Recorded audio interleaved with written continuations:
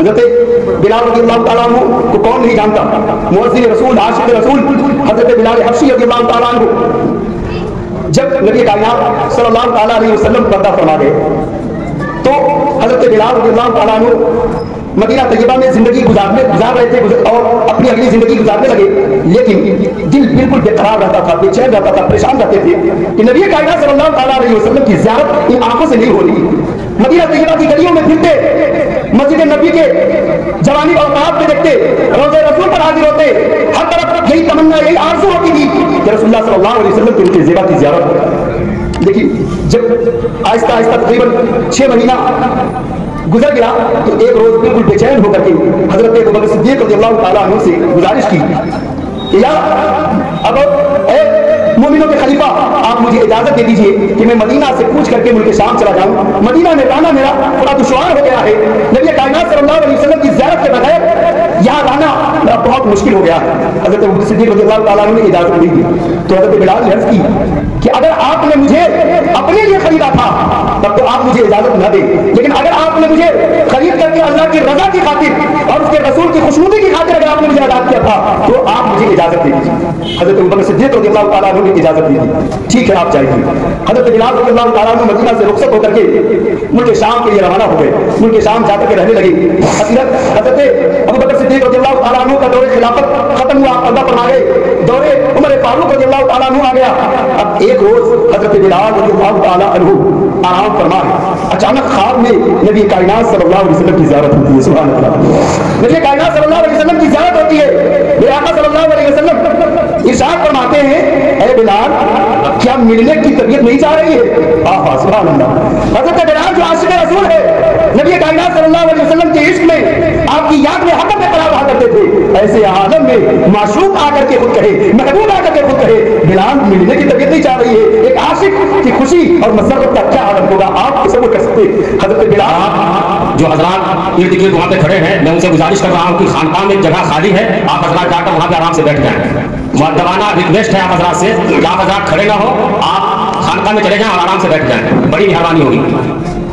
درود شریف پڑھیے، اللهم صل علی سیدنا مولانا محمد ماجد الجود والکرم بارک وسلم صلی اللہ علیہ صلاۃ و سلام علیک یا حبیبی یا رسول اللہ صلی اللہ تعالی علیہ وآلہ وسلم۔ حضرت بلال رضی اللہ تعالیٰ عنہ سے جیسے ہی میرے آقا صلی اللہ علیہ وسلم نے یہ ارشاد فرمایا بلال ملنے کا من نہیں کر رہا ہے، حضرت بلال فوراً بیدار ہوتے ہیں، لبیک یا رسول اللہ وسعدیک یا رسول اللہ یا سیدی یا رسول اللہ میں حاضر ہوں، یا رسول اللہ میں حاضر ہوں، یہ کہتے ہوئے اٹھتے ہیں، فوراً سواری تیار کرتے ہیں اور مدینہ کے لیے روانہ ہو جاتے ہیں، مدینہ کے لیے روانہ ہو جاتے ہیں۔ یہ دور حضرت عمر فاروق رضی اللہ تعالیٰ عنہ کا ہے، ابن اساکر نے حدیث نقل کی۔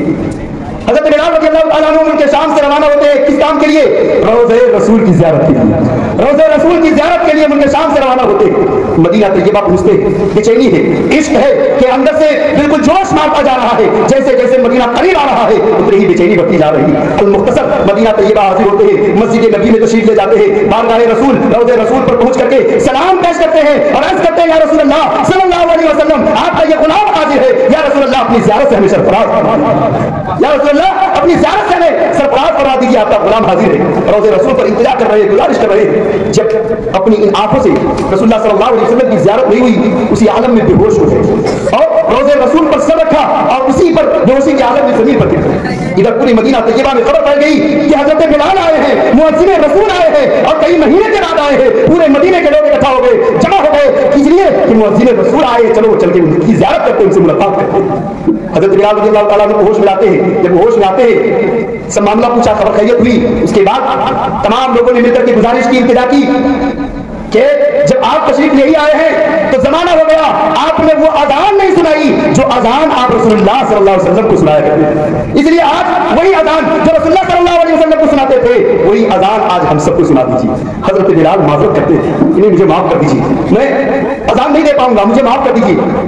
لوگ ریکویسٹ کرتے کہ دیکھا کہ حضرت بلال مان نہیں رہے تو امام علی مقام کی بارگاہ میں حاضر ہوتے، امام علی مقام کی بارگاہ میں جا کر کے سفارش کے لیے گزارش کرتے کہ امام پاک آپ کہہ دیجئے تو بلال انکار نہیں کریں گے، سبحان اللہ، آپ فرما دیجیے آپ کہہ دیجیے تو بلال انکار نہیں کریں گے۔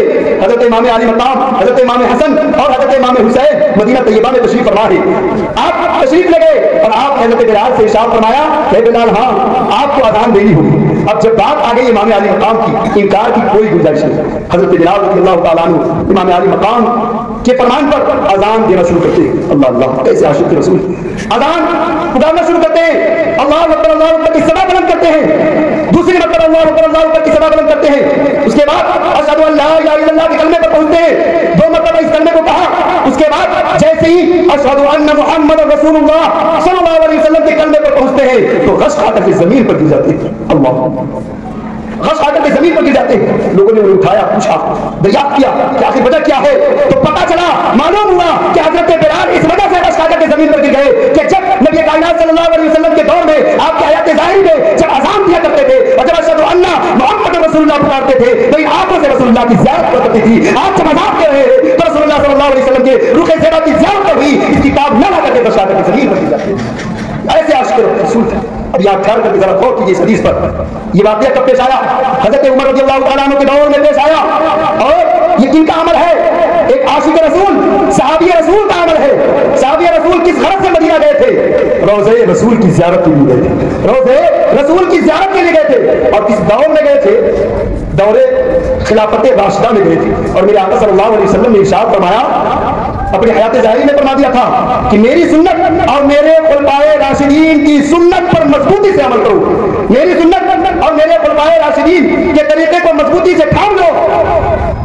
اب اس سے پتا چلا, معلوم ہوا کہ جب حضرت بلال جو کہ خود صحابی رسول ہے, صحابی رسول کا عمل حجت ہے اور کس کے دور میں ہو رہا ہے؟ دور فاروقی میں ہو رہا ہے. امیر المومنین حضرت فاروق اعظم رضی اللہ تعالیٰ عنہ کے دور میں ہو رہا ہے. اس سے پتا چلا, معلوم ہوا کہ روضہ رسول کی زیارت کی غرض سے اور صرف اس نیت سے مدینہ طیبہ کا سفر کرنا نہ یہ کسی جائز بلکہ سنت صحابی رسول ہے. سنت صحابی رسول ہے. اور یہ حدیث سے ثابت ہے.